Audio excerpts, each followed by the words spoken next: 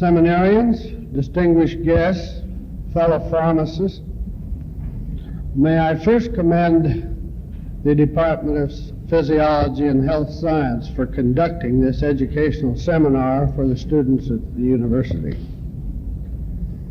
Effective communications in matters pertaining to the health of the nation is of primary importance to pharmacy because it is the means by which education is accomplished. The simple word education may be the motivating force and the basis of our plan of action to meet the challenges and problems facing us. By this I mean increased education, not only from the professional, but from the ones around us. The pharmacist calls himself a drug expert. Yet in this highly sophisticated society of ours, the professional pharmacist who does the responsible job of protecting the public health must keep his eyebrows raised to new announcements in the scientific field, as well as seeing to it that the administration of his practice is also furthered. The pharmacist realizes that his education soon becomes obsolete when he steps out of the halls of ivy. The health professions generally are taking steps to provide for continuing education, even for extended licensure. We in pharmacy also are considering the important subject of continuing education, and it is my personal feeling that we will move ahead in this area as a required element of practice in the years to come. Any repetition of the subject matter at this seminar on my part is coincidental. Obviously, many of the regulations affecting the abused drugs overlap in the various health professional practice acts of the various states and the regulations at the federal level. The pharmacist's contribution to medical research and science advancement in drug therapy is well established. Also established is his role as a health educator, and his many contributions to education in this area are well known throughout the country. The pharmacist has been the first to recognize that drug abuse and drug addiction are harmful, not only to the individual, but for a high rate of contagiousness. Addiction spreads addiction. This is harmful to the community, to the state, and to the nation. Pharmacy boards, through our national association, the National Association of Boards of Pharmacy, have long recognized and recommended strong drug control measures. The National Association of Boards of Pharmacy has also recognized the need for continued improvement in control and compliance, since there does not appear to have been a time in recorded history when some men did not indulge in the abuse of something. I recall a recent article in the Chicago Daily News written by an English author. This author was in the United States to observe and to compare for the American press the dropouts in our communities who reside on Skid Row and consume copious amounts of wine, alcohol, including rubbing alcohol, and other chemicals known to produce some stimulating effect after human consumption. One of the statements made by this author that amused me was the fact that in America the Skid Row bum is somewhat sophisticated in what he consumes. Wine is the main attraction. The author reflected upon the fact that in England the Skid Row bums consume almost anything, including petrol or gasoline.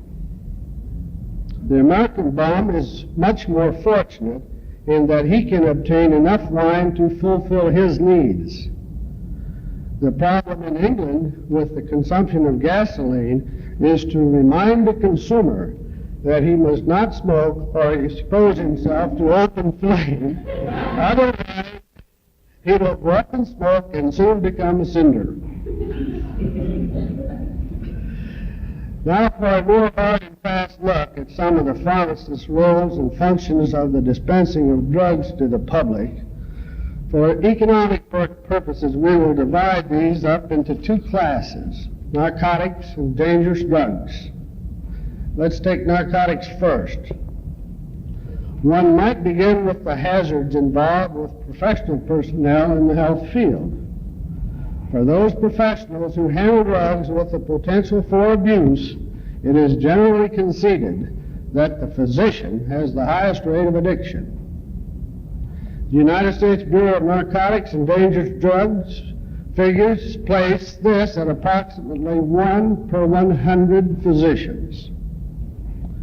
This is contrasted with the total population, and it is indicated that there is one addict in every 4,000 persons in this country.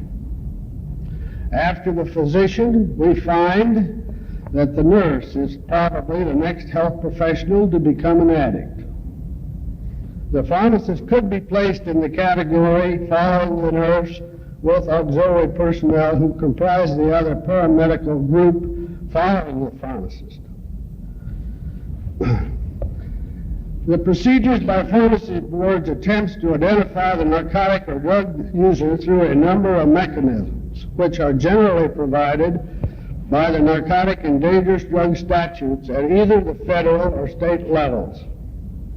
The average board of pharmacy has 3 investigators who monitor the professional in his daily practice as best they can, and many boards review as many as 2 or 3 cases involving drug addiction by a pharmacist each year. This is minimal, however, since the pharmacist does not become involved in the clinical aspects of drug administration and therefore is not exposed to the therapeutic effect of the preparations that he dispenses. Federal law classifies opium, cocoa leaves, opiate, isodaptylene, demerol, and any compound, salt, or derivative thereof as narcotic drugs. Definition of an opiate, as defined by the Bureau of Narcotics and Dangerous Drugs, is any drug that has an addiction-forming or addiction-sustaining liability that is similar to cocaine and morphine. Examples of the opiates as covered under the federal law for narcotics are nicental, Lortine, and methadone, which are classed as synthetic narcotics. Since 1946, 58 synthetic narcotic drugs have been brought under control either by proclamation or by statute. Just a few of these are manufactured and distributed by physicians and through pharmacies in this country. There are 3 principal federal narcotic statutes. The Act of May 26, 1922 is known as the Narcotic Drugs Import and Export Act, which has been amended. And then the Harrison Narcotic Act, which has been incorporated in the Internal Revenue Code, and the Act of 1960 entitled Narcotics Manufacturing Act. Under the Narcotics Import and Export Act, any narcotic drug may be imported with proper permit for research and scientific purposes. However, importing of these drugs is restricted to those unobtainable in the United States. There are a few rare cases where importing of such drugs would defeat the objectives of a legitimate research project being conducted. A rigid system of control has been set up whereby manufactured drugs and preparations can be exported to other countries. However, these are to be used strictly for medical needs of persons in the country to which they are shipped. Narcotic Manufacturing Act of 1960 allows distribution for use by the consumer those narcotics which basic classes have been established by law or regulation. Such distribution is made through the physician and the pharmacist. The pharmaceutical manufacturing industry has been limited to manufacture under a quota system. The quantity of opium or cocoa leaves as raw materials to be used by manufacturers must be reported on quarterly returns indicating details of import, purchase, or other receipt, the manufacture and sale, or other dispositions. Provision has been made for periodic inspections of operating procedure, stocks on hand, and inspection of the factory itself. The Harrison Narcotic Law provides for an occupational registration tax. This must be renewed by June 30 each year. In addition, a tax of 1 cent for each ounce or fraction thereof is assessed for each package containing narcotic drugs. Under this law, a pharmacy must be properly registered, or a pharmacist may be certified as an exempt official, whereby he may dispense narcotic drugs on the basis of a prescription issued by a physician. The physician naturally must have issued the prescription in the course of his professional practice, and he must be registered or certified as an exempt official. This act was designed to protect against abusive uses, but also to aid the rapid expansion of the pharmaceutical manufacturers. These, then, are the three principal federal acts. Now I would like to talk about the exempt narcotic preparations. Under the Harrison Narcotic Act, the Director of the Bureau of Narcotics and Dangerous Drugs may state which narcotic preparations shall be placed on the list of exempt narcotic preparations. After due notice and public hearings, the Director has the authority to designate which drugs shall be placed in this category. Therefore, of interest to the pharmacist is the fact that the Director has the authority to correct the situation should a narcotic in the exempt category become subject to widespread abuse. He may place that particular exempt preparation on the list to be dispensed under a prescription only. Under exempt preparations are Class X and Class M. A narcotic drug preparation that has no addiction potential, or a very small amount, is placed under Class X. In order to come under Class X, a preparation must contain one or more non-narcotic active medicinal ingredients in addition to the narcotic, and to cause it to have medicinal qualities that are valuable besides the ones in the narcotic drug itself. 2 years is the length of time that a pharmacist must keep records of the sales of Class X preparations. Under Class M, manufacturers are required to keep records as to production and disposition of these products. Exempt narcotic pharmaceutical preparations under Class M contain either no addictive qualities or minor ones. Thus, Class M requires less control than those of Class X category, but both Class X and Class M pharmaceutical preparations must be sold strictly as medicines. All exempt narcotic preparations are fully controlled by our narcotic laws. Whether an exempt narcotic pharmaceutical preparation is to be used legitimately or whether it is to be used abusively is often difficult for the pharmacist to determine. The pharmacist, in the tradition of his profession, has been given the difficult task of preventing exempt narcotics to be used to gratify those addicted, and he must use his professional judgment each time a sale involves these preparations. It is the pharmacist's responsibility to play a diligent role in the overall narcotic problem. He must not only dispense an exempt narcotic preparation on a bona fide medical need, but must protect the public health from loose and dangerous handling of these exempt preparations.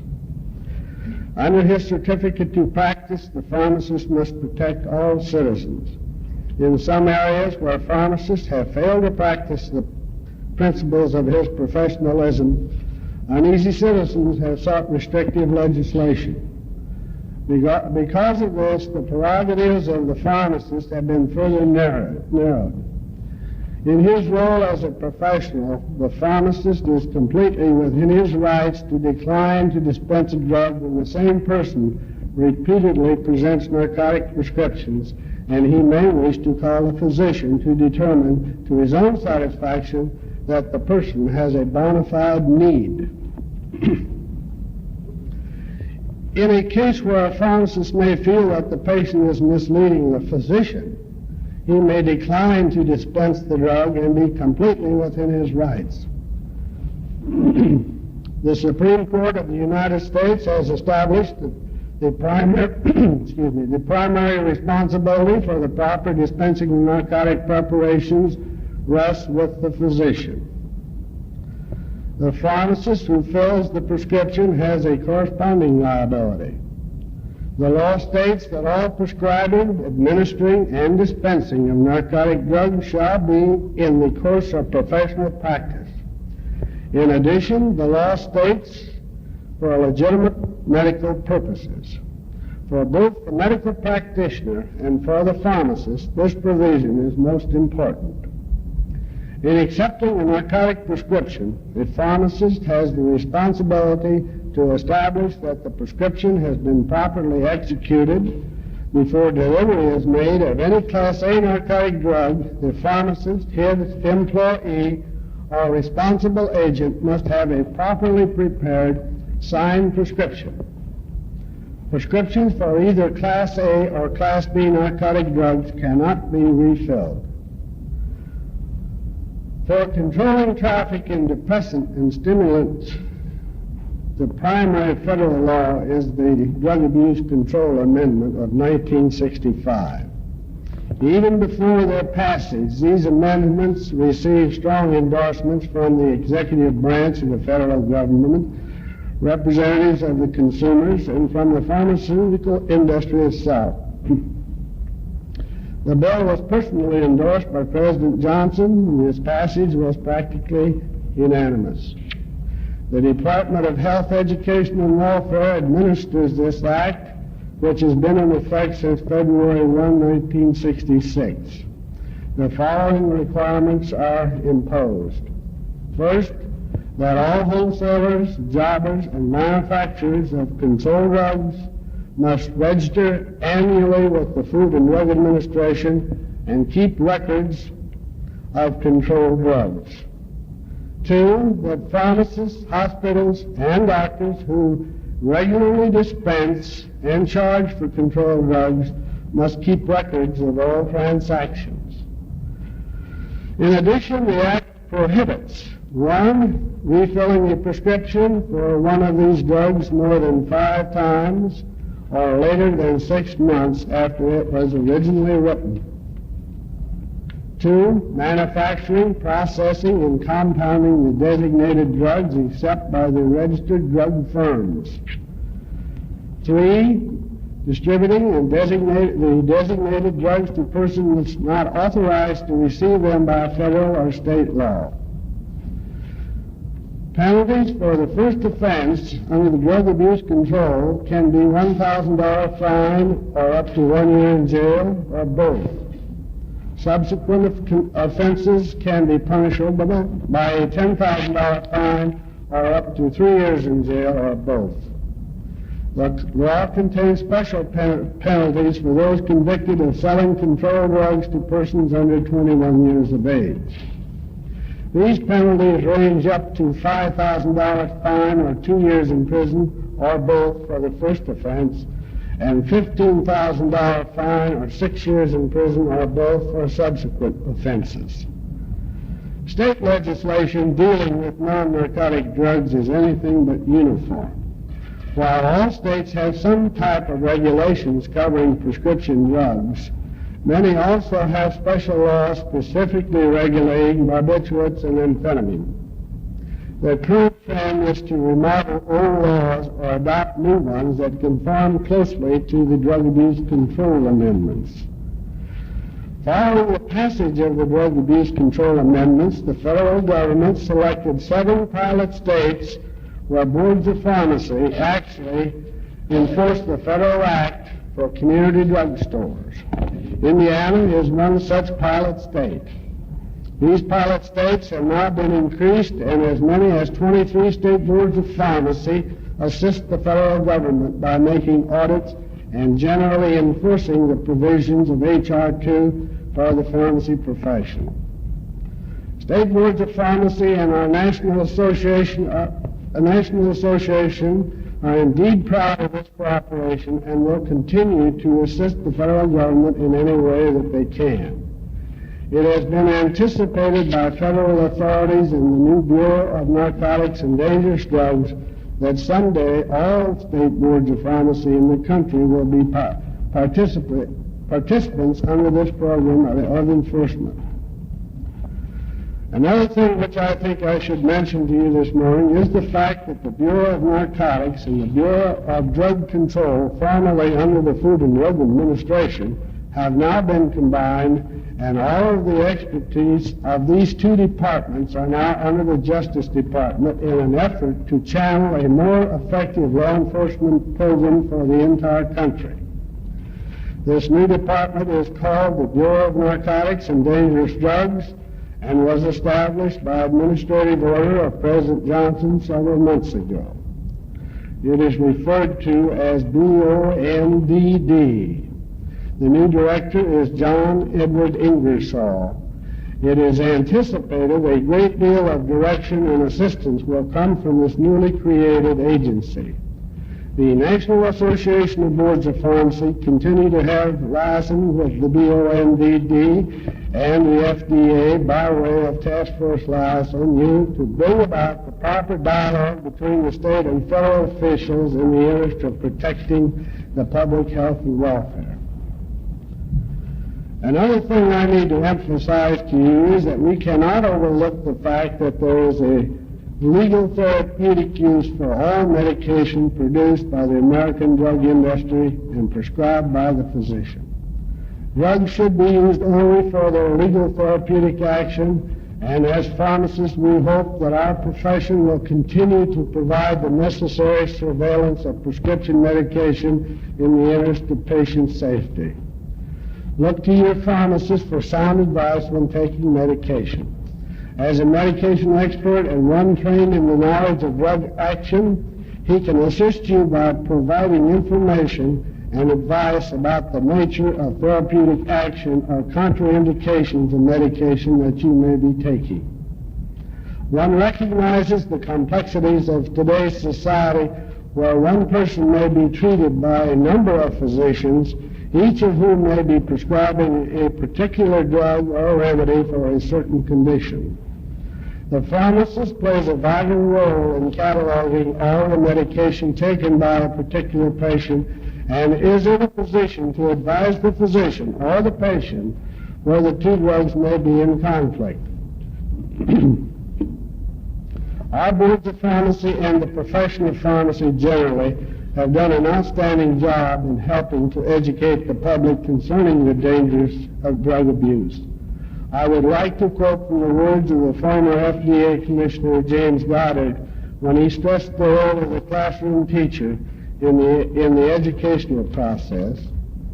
We, FDA, may provide the law enforcement, but you must provide the educational climate to eliminate drug abuse. I congratulate Ball State University on this educational experience that you're exposing your students to in this seminar, and certainly it will be a distinct benefit to them and to other citizens with whom they will be in contact both on the campus and at home. And if there are any questions and any...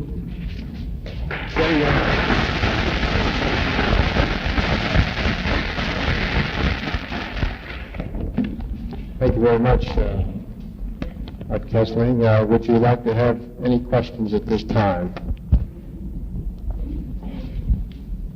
Mr. Kessling, you mentioned that a pharmacist may decline to fulfill a prescription if he feels the patient is misleading the physician. Does this get very technical? Because another speaker said that this was not possible because it was practicing medicine. I hope I understood your question. When the pharmacist declines to fill a prescription, when he feels that the patient is misleading the doctor, is that... Yes, he may decline to fill a prescription. It is not subject to practicing of medicine where he says, no, you cannot. I might give you The technicality there involved. Well, I might give you for instance on this. We closed the pharmacy for over a year for filling excessive amounts of Class A narcotic prescriptions, even though they were written by a licensed physician. And the reason we did this because it was for morphine, and he was getting a prescription filled about every other day. And we knew that he couldn't possibly use this much medication legitimately. And regardless of whether the doctor had signed the prescriptions or not, this pharmacist should know better than that, and he suffered for it. Mr. Castellano, since we were told paregoric is quite abused, why isn't it put on prescription only? Personally, I wish it were on prescription. About several years ago, they were discussing paregoric, and at that time, I was kind of against it, to be real honest with you, because I felt that it is about the only place that a pharmacist is not regulated right down to his teeth. It would be the only place that a pharmacist could make it a professional decision or a judgment on whether or not the patient needed it. You know, in Indiana, until I think it was in '59, you could sell any amount of paregoric you wanted to sell, so long as you sold it in good faith. But then it was abused, and they amended the law, and the law in Indiana now is that you can sell and possess 2 ounces in 24 hours. This isn't a good law either, because you can buy 2 ounces from me and 2 ounces from the guy on the next corner and just make the circuit. So personally, I changed my mind. Originally, I felt it was foolish because in the past it has been a sort of a household remedy. We used it for diarrheas, we used it for teething babies, we had stomach ache, cramps. I thought it was more or less of a household remedy, but I will assure you that it's become more than a household remedy. The addicts are using it, and I personally think it should be placed on prescription. And I've had many calls urging the Board of Pharmacy to try to put this on prescription basis only.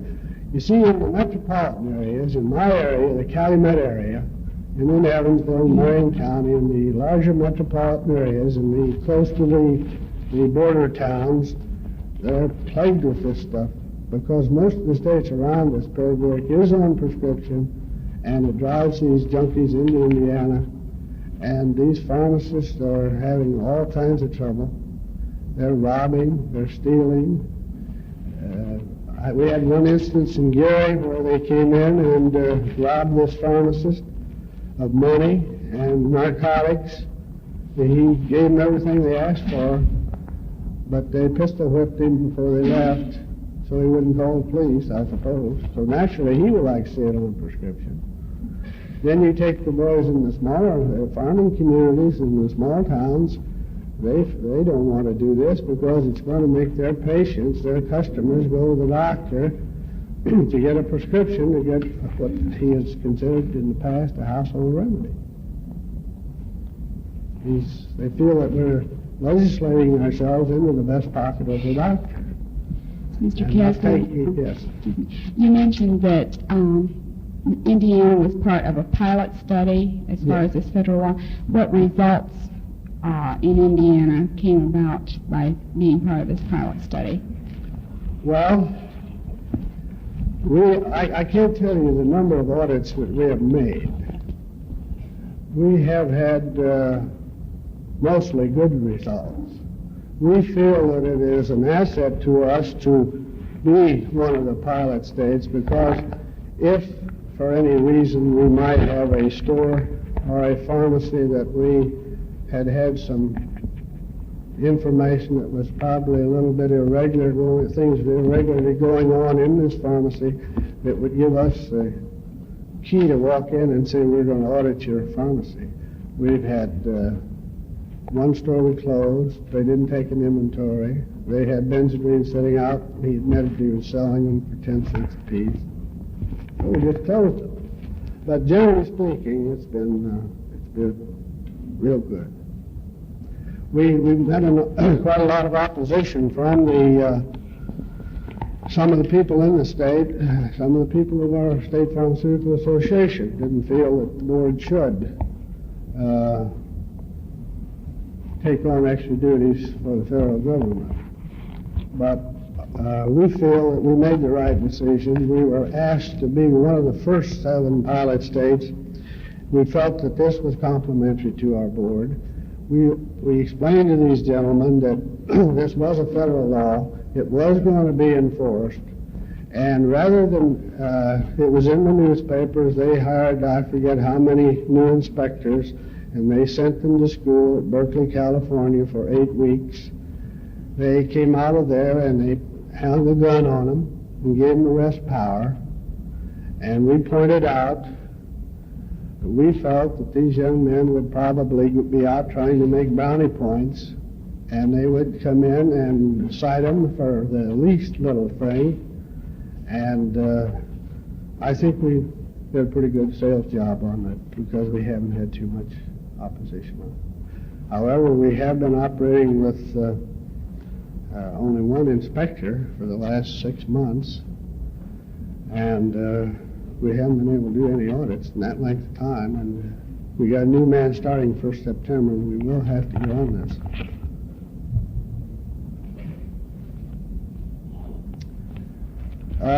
Back to the paregoric deal. Are you all familiar with it? Do you know how these junkies use it?